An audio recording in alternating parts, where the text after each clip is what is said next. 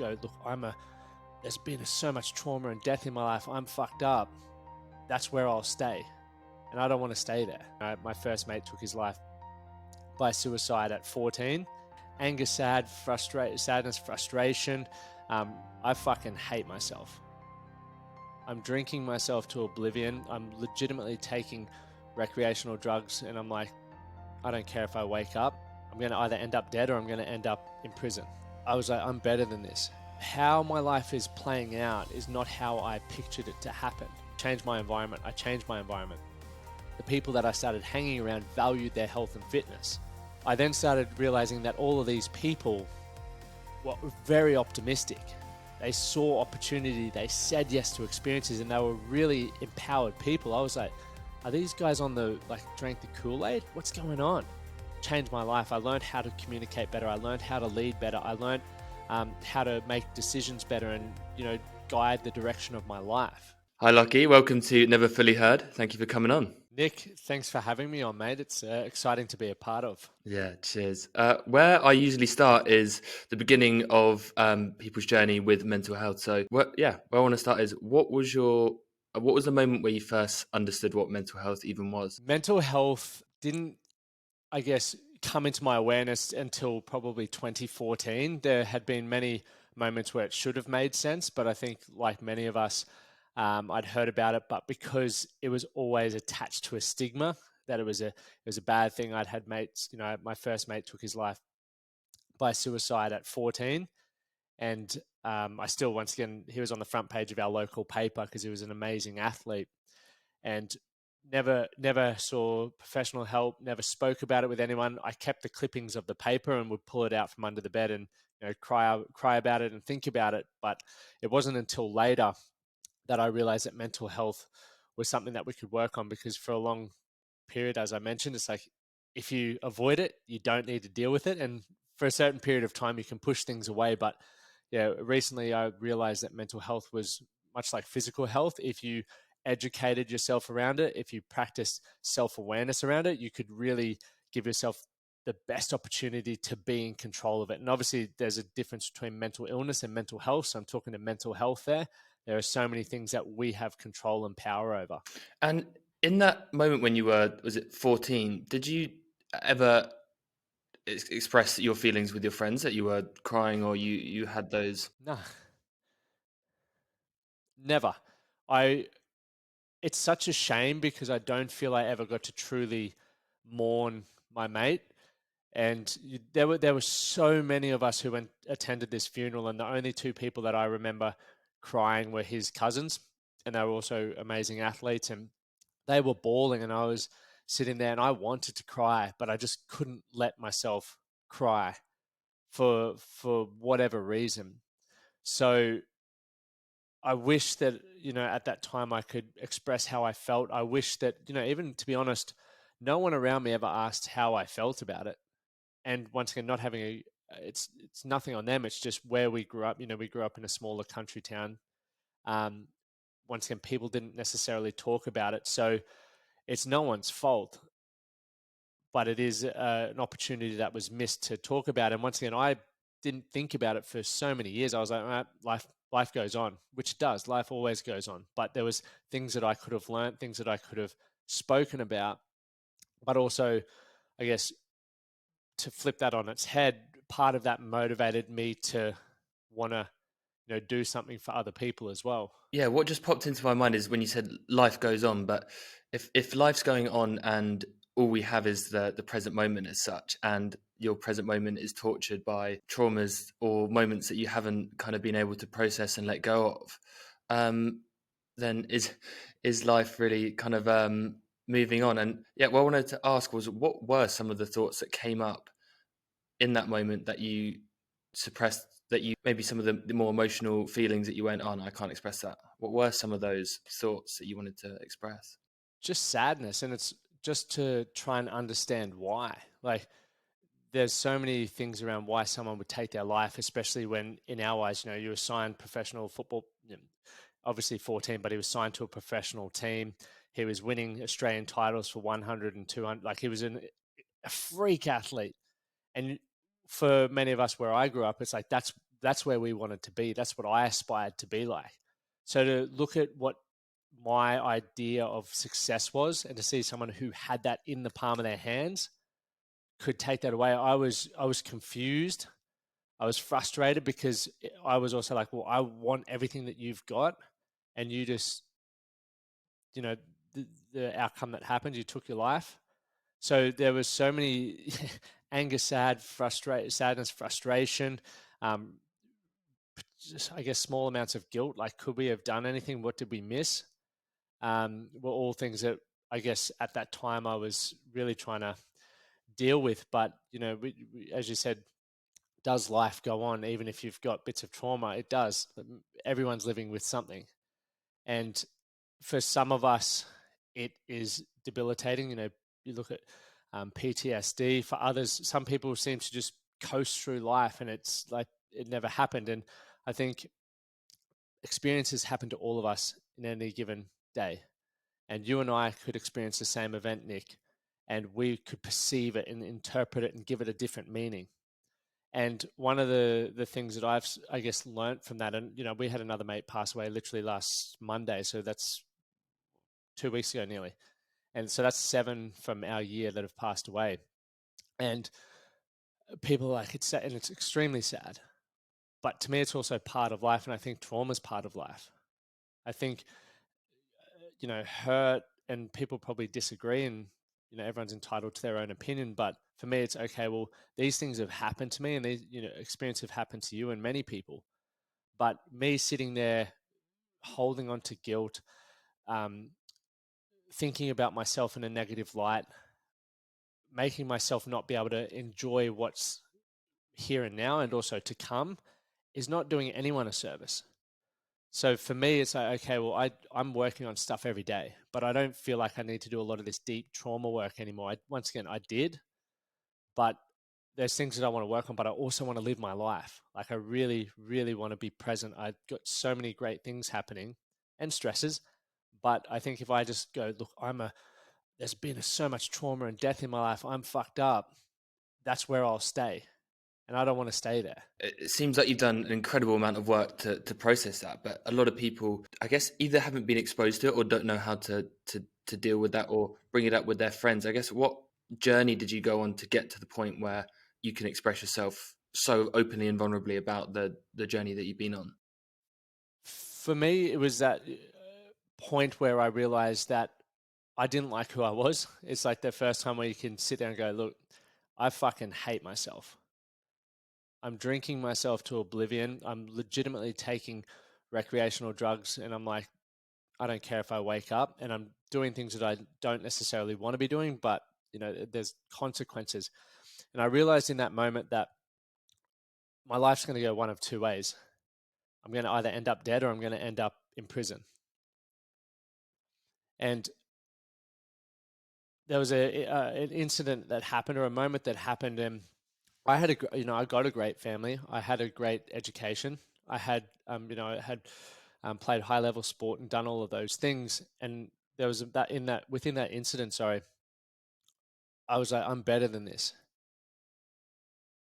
How my life is playing out is not how I pictured it to happen, but I'm the one who's put myself here. I'm blaming everyone else as to why I'm sitting in this position that I'm sitting in right now. And without real, I say every skill is trainable, which I believe it is. At the moment, in that moment, I didn't realize that's what it was. But the moment that sort of sunk in, my whole life changed. I made a decision that I wasn't going to drink anymore. At that point, I drink now, but I made a decision. I made a decision that I wanted to hang around different people. I made a decision that I wasn't going to go out partying. I made a decision that I was going to read books. And within that whole experience and process, literally, it's like I did a 360. And from that moment, I learned that I could talk about things. I could improve certain skills that I know I needed to improve. And if I bring things back to rugby, like I was playing, it's like, what happens to be successful? One, you're a part of a like-minded team, right? You've got a team behind you who want to win a common goal. The team that I was hanging around wasn't, going in the direction that I wanted to go in. So I needed to change my environment. Leadership. I lacked leadership. I lacked leadership for my life, and I lacked leadership from those around me to help support me and empower me. I needed to change that. And I wasn't taking care of the other areas of my mental health and physical health that I knew I had control over. And like we were saying, I didn't know necessarily where to start.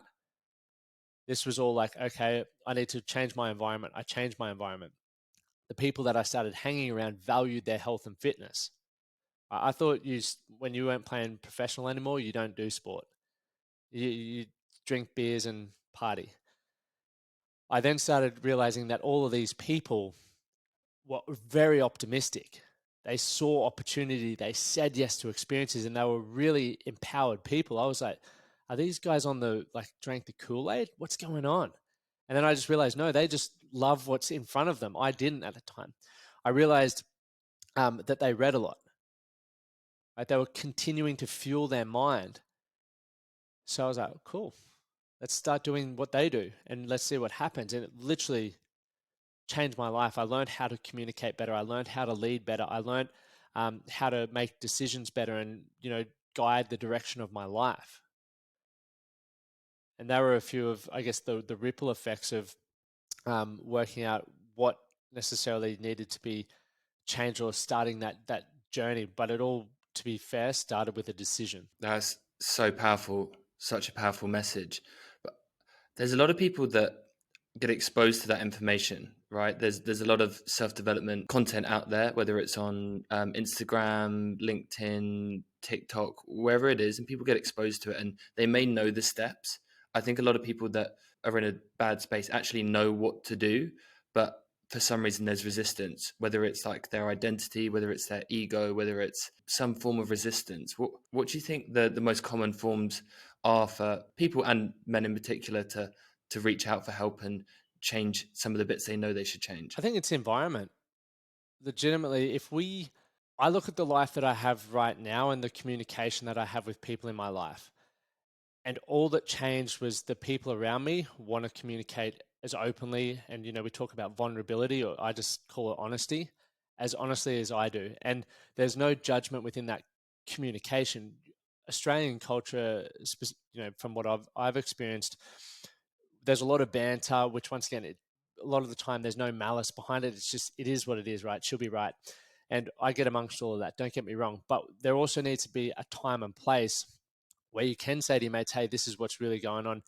And the cool thing about that is I guarantee if you're hanging out with 10 people, 9 of them will go, I'm experiencing the same thing, or I've been through that. Here's how it played out for me. Right? So many people, so many blokes in particular, are craving to have conversations like this. And if you feel like you're walking alone, or you're like, where do I start with this? 6 years ago, I started running a men's group, right? And the whole purpose of that was because from my, I guess, the process that I went through and my journey was I started speaking and I started sharing what was I was just being honest. Right? I'm struggling with this. This is how I've overcome it. This is what's pissing me off. This is what I don't understand. This is what I'm learning. And a lot of blokes started messaging me. And that's the moment that I realized, fuck, everyone's experiencing this. So I was like, how cool would it be to just put on this event or this space where blokes come together and we just talk? I was like, I want to learn from people, because if people share how openly I am, I'm going to get a bucket load out of it. So we ran that event, and literally we have blokes from all walks of life. We have, 7, 8 figure income earners, lawyers, doctors, all the way down to 17-year-olds, 18-year-old blokes who are just coming out of school and they're aspiring to be like these lawyers, doctors, tradespeople, business owners, family men. And they're all communicating on an even level. There's no hierarchy. It's just like, you're having a trouble in your relationship. What's going on? I'm experiencing the same thing. Have you tried improving your communication? Have you tried working on your emotional regulation or management? And people are like, what the fuck is that?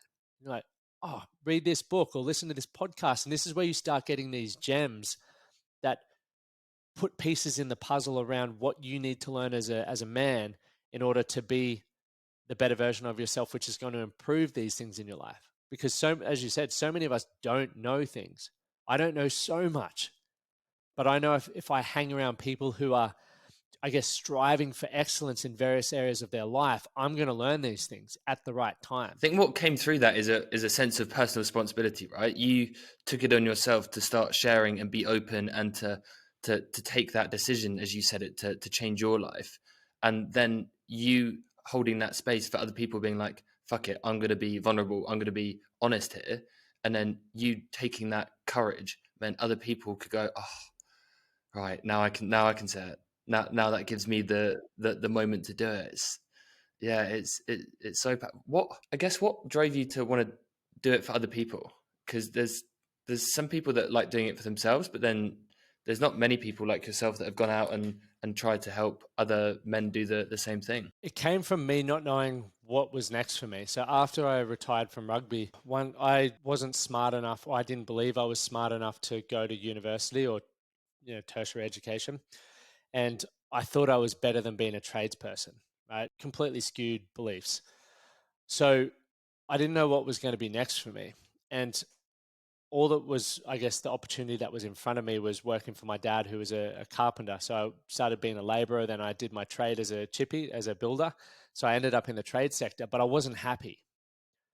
And this was about the time where I started uh, going on this growth journey, and I got so excited by it. So it started from a selfish reason. Like I was genuinely pumped to think that I could change things in my life, and I was genuinely excited to learn to communicate better, to express my ideas. Like it was just phenomenal. And there came a point where there's a fork in the road. It's like, okay, I hate carpentry. It's not for me. The environment's not the best. The pay is not good. The flexibility is not good. I want something better. And then I had an opportunity. Obviously, I got into a different profession in network marketing, which taught me a whole heap of things. But through that, I was developing my skill, building skills, building teams, leadership, etc.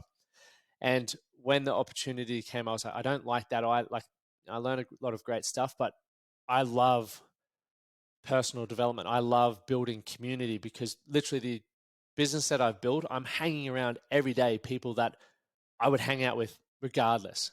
You know what I mean? So and people talk about it all the time. It's like if you can find something that gives you purpose, helps you, you can earn a living from, and it inspires you to be the best version of yourself, you've got this perfect thing in front of you. And that's what I had in front of me. And I never wanted to be a coach. I thought coaches were, once again, people who couldn't get a real job. But I was like, fuck it. I'm genuinely happy when I do this. Like I legitimately love it. I work so much more than I get paid for, but I'm so happy to do it. Yeah, you can feel it in the energy in your voice and how you talk about it. It's so few people will speak about their jobs like you do, speak about what you do. So I think that's I think that's really special. Um, and what when people come to your group and the men's group, what are some of the common things? What are some of the common threads that you see across men's mental health that they're kind of struggling with at the moment? There's three, and we'll go three and a half because there's one that's pretty big as well. But one, it's firstly financial stress. Like people really struggle with finances, and they don't even talk about it, because as men we have this idea that we need to be the protector and provider and talk about money all the time. No one gives a fuck about money. Like we give a fuck about what it can give us. So I didn't ask if I can swear on this, but I'm going anyway. The second one is relationships. Okay, so relationships, in order to have a great relationship, there are some very fundamental things that we need to learn. Emotional intelligence being one of it. Two is communication. Three is management / decision making. If you can learn those skills, you'll have incredible relationships. The third one is what did I say? Fitness. Sorry, I didn't say fitness. Bereavement. So dealing with sadness and emotions. So they're the main things that come up, because in going off Australian statistics, the biggest reasons why men take their life by suicide is financial stress, relationship breakdown, and sadness from not being able to express things that are going on in their life. So they're the main things that always come up in circle. And I would say, to be honest, the most important thing is the relationships. The amount of blokes that are going, or couples that are going through divorce, is mind blowing. And a lot of the time, what happens for us is we've left it too late. We go, I need to work on my relationship. 10 years after me being a poor communicator, not showing up, all of these things that happen, we think my wife or my wife or husband decided to, break up with me or dump my ass. It's like, that wasn't just a split decision. That's been happening for a long time. And you may have been focused on earning money and providing for the family, but there are other needs, right? And so if you can get clear on what those things are for you and even for your mates, right? And it's like, okay, well, if one of your mates goes through a relationship breakdown, give them more support. Don't have to be like, oh, bro, hug me and hold me and all this sort of stuff. It's just like, just catch up for a beer more regularly, because they may need to have those conversations. If your mate lost his job, or the economy at the moment, some people are going to be struggling. A lot of people are going to be struggling. Once again, lean in on those mates. Let them know that you're there by being there, not by just saying, hey, text me if you need it. Be there. And work on the communication. Right? Many of us are great at talking and communicating over a pint.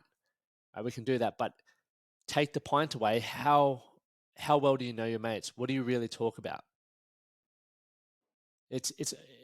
Once again, love talking sport, love talking shit. That's fine, but how well do you know how their relationship's going, or how their children are going, or how their career's going, or what they're excited about? If you don't get those conversations, you need to once again look at yourself and go, okay, how can I be better at holding space? How can I be better at communicating? What am I not doing here that can improve our relationship? Sometimes the relationships, you have to walk away from, because they're never going to get that, I guess, that depth or connection that I believe good quality relationships need. And other times you're going to have this relationship that you go, wow, we've been mates for 10 years and I've learned more about you in the last 3 weeks than I have in literally the last 10 years. And that's when you're like, what the work that you're doing is improving your relationships. Did you feel like you were seeking the level of camaraderie you had from high level sports? I'm wondering, did that play into it, wanting to create like another group of men that kind of came together and had that camaraderie? Was that a part of it? Yeah, 100%. Because what most people and anyone who's played team sports will understand this. What you get from team sports, and actually this could be from arts, dramas, all that, the whole community side of things, is you get your role in the team, right? And when you feel like you have a role in a team, you feel like you belong to something. You're a part of something bigger than yourself. That is what we're craving. As human beings, we want to feel connected and we want to feel like we're part of something bigger than ourselves. So regardless of whether I got it from what I've created now, I was going to be craving it. I had it. And sometimes it was in a positive, it gave me positive things. Other times it wasn't so positive, when I was drinking more, taking drugs, etc. I still was wanting the connection. The people I was getting that connection from wasn't really vibing with where I wanted to go in my life. So anyone who's even listening to this has it in some way, shape, or form. But we need to do, it's like, do a social check. The people that you're hanging around, have a look at their life. And this is, when you look at judgment, people go, you shouldn't judge. It's like, well, it's not about judging and putting people down. It's just about judging and going, hey, do I want what they have? Because chances are, if you're spending a lot of time around that person, your life's going to go in a very similar direction. So ask yourself, this is what I had to ask myself, is like, okay, well, financially, where were they at? Do they have the financial means that they weren't going to be stressed about certain things? I was like, nope. All right. I need to look for people who have a certain income that have that. Health wise, I was struggling. I came from being an athlete to being a dude who was living off chocolate milk and cherry ripes and meat pies, right? So my nutrition was terrible. My sleep was terrible. To then also my mental, like how I thought about myself, I despised myself. So I had to go, okay, well, the people around me are in very similar circumstances, right? We aren't happy unless we're drinking beers. I needed to change that. So then I started going, okay, where are these people? How can I get around those people? Because the environment is so bloody important. And I did a social check, and I continue to do social checks to this day. It's like, okay, But we get so attached to keeping people in our life. Even, if we've had a mate since we were 5 years old, sometimes you have that fork in the road moment where it's like, look, we aren't the same people anymore. We don't want the same things, but many people hold on to those relationships just because it's the longest serving relationship you have. We need to ask ourselves, okay, this person, look, I've got people in my life that are like this, right? Great people, lifetime of memories. But you have to ask yourself, do I want to enhance my time with this person, which means I spend more time around them? Do I want to disassociate myself from them, meaning, or, distance myself from this person, meaning you might catch up with them once a month or once a quarter? Or do I want to completely remove that person from my life? It gives us a choice. Because there's people that I did remove myself from for a number of years. And then I was like, man, I miss that person. Even though if I spend too much time around them, it doesn't bring out the best in me. I still miss that person and I want them in my life.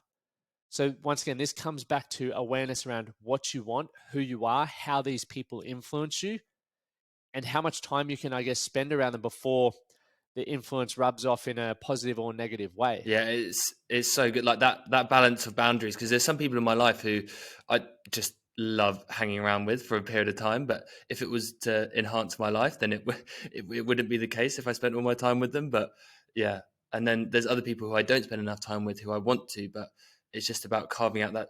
I think it's like, I guess the word is intention, right? If you've created that desire to have a future life and you've detailed out how that is, you have to be about intention about what you do. You can't just be intentionally spending multiple days a week doing things that are going to not move you forward.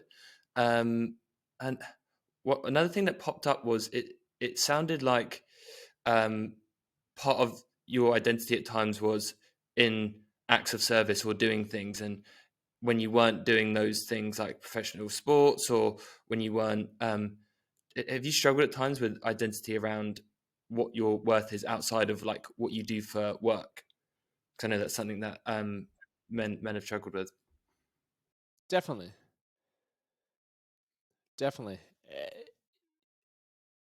Probably up until 6 years ago, like that was a big thing. It was always around, like, obviously being an athlete, but then it was like, okay, well, what can I do that's going to put me in a position where people recognize me and it's got status and various things like that. But what I've been very fortunate to have mates who've done incredible things, met people that are and have done incredible things. But the thing that I learned from a lot of them is no matter how rich, famous you become, there's still only a few things that are extremely important to people. And there's a great book that, if you haven't read it, The Five Truths of the Dying by Bronnie Ware. She was a palliative care nurse, yeah, and she talks about it. Those five things which sort of lead to it. It's like, okay, well, my identity is not based around materialistic possessions. I'm a really simple bloke, Nick. Like, most of the things I own are books. Aside from that, it's like, okay, I'm attached to what I want from my life. So how I live my life and the decisions that I make is based around one, connection. So I'm not attached to people. I love my wife and everyone that I have good mates with, but I understand that a lot of people are temporary in my life because we're going to grow in different directions. We want different things, but they may serve, we may serve an exchange of value for a certain period of time. So connection's important. As soon as that's not there, I'm not going to invest time in it. The second thing is health. Health is, for me, is mental, physical, spiritual, all of that. So I train every day. I, look after my body nonstop, because it's what allows me to do what I do. It allows me to adventure, to travel, to work hard, to do all these incredible things. The same with my mind, right? So everything that I guess, base my life on comes back to that. And the final one is flexibility, or freedom is what I call it. But it comes through flexibility, being location free. Once again, having my business built the way it's built. I want to have the flexibility to be able to do what I want when I become a father one day, be able to stay at home and actually be a father. Like a stay at home dad would be awesome. But also to have the choice, right? And the choice comes through a certain financial means. And that means having my business, once again, to have avenues that bring enough money, and why I do step back on certain things. So I've thought about a lot of things. And regardless of what specifically gives that to me, that's still what I'm striving for. The connection, the health, and the freedom. Right. So at any point in my life, that can change. But it's like, okay, well, as long as these have been ticked, if someone presents an opportunity to me, does this tick those boxes, or does this allow me to achieve more of what I want to achieve? If no, no dramas. It's a no. Is so powerful. And in building that, right, that's not an easy thing to have to be able to tick all those and to be able to achieve that in life. It's a goal of many people to achieve the flexibility and to have a business that which can sustain them and their family. What sacrifices have you had to make along the way to get to building that kind of life around you? I guess before I talk about this, I don't have children yet, and I'm only recently married. So I guess to paint the picture of, I had time um, to do these things, because once again, I didn't have any significant commitments. I didn't have a house at the time, anything. So I was afforded the opportunity to invest a lot of time in building a business. So the sacrifices that, to me, that I believe were sacrifices, was I stopped watching sport. Like, I love sport. Stopped watching sport. Stopped partying. Stopped drinking. I ate really well, and I just literally lived and breathed building a business.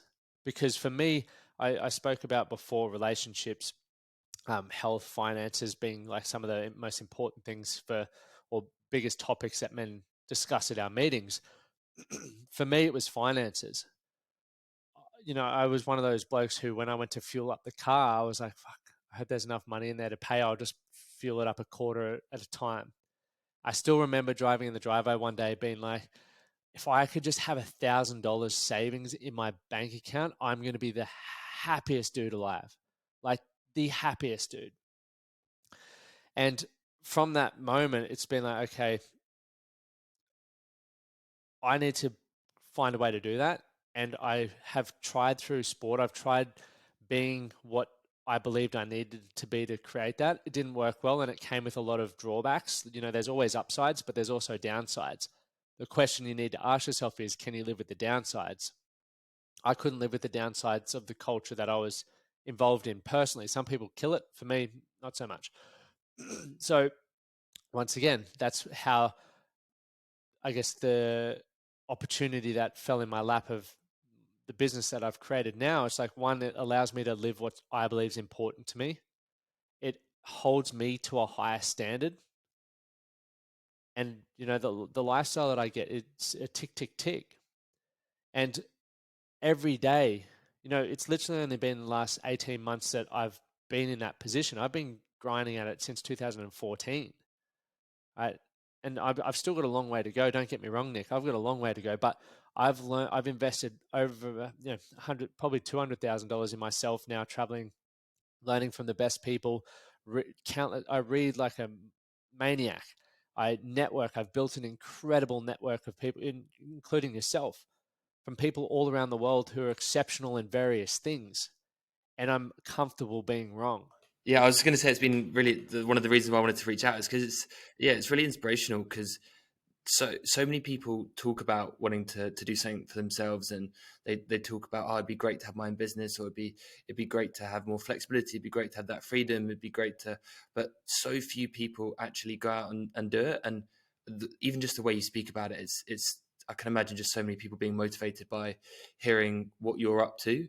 And I guess for the one thing for even people like myself, for someone who's on um, the edge of, I guess, going all in on certain projects or certain bits of their life, but um, one of the things I worry about is it's in actually that five regrets of the dying is one of it's I wish I hadn't worked so much.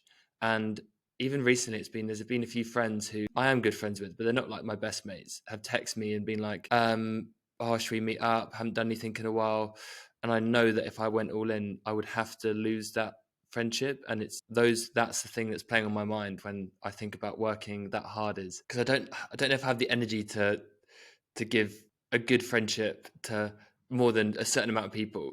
And then outside of that, I worry that I'm going to regret losing some of my friendships in the process of building it. But this is where I get so much more fulfillment than a lot of other stuff. So it's I think, look, Knowing what I know now, I wish and I do believe that you can balance it all. It's about identifying what the value is that you give to those certain relationships and managing that, right? Because in order for you to be, I believe, in order for all of us to be successful with anything, management is key, right? So most people know that between 9 and 5, they're going to work and they have specific tasks that they need to get done. They don't manage anything else outside of that. They just hope that a mate will message them and they'll catch up, or they hope that they'll get invited to a football game, or, they hope that life will happen for them.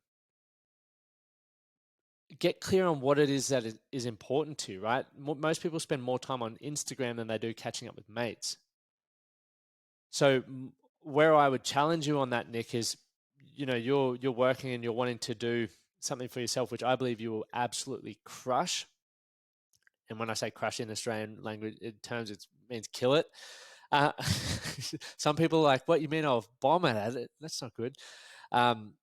Is going, okay, well, which of those relationships are important to you? And what does the value, you spoke about before, intention. What is the intent of those relationships? Because even time with your partner, right? Like my time with my wife, we're both busy. And sometimes we are very fortunate to spend ages. She travels a lot. I travel, time together, but it's not about the time together if you're sitting on your phone. It's about how you're spending that time together. So a 5-minute phone call to your mates is beneficial if you're, making it beneficial. So it's about, asking your mates, what do they need from the relationship? And I know that's a weird question to ask a mate, but you could say, look, I'm about to kick off going all in on a business, and I believe it's going to require a lot of time. And the time that I'm looking to give to that could be, 15 hours a week or whatever. But I still want value our relationship. Like every month, let's do something gnarly. Like you choose it, or we'll take it in turns. I might choose a surf this month. You might choose a whatever. Go sit at the pub and watch a football game. But you work on it like that and book it in.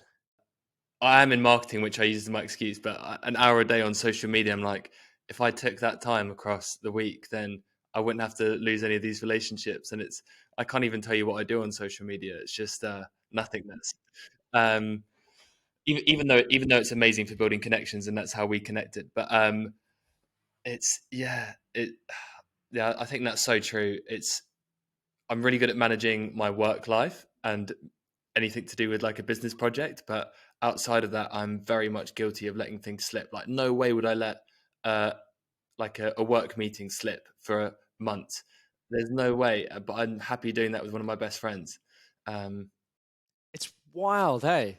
I'm guilty of it too, man. Don't worry about that. It's I feel the next thing that you'll learn from management is efficiency, right?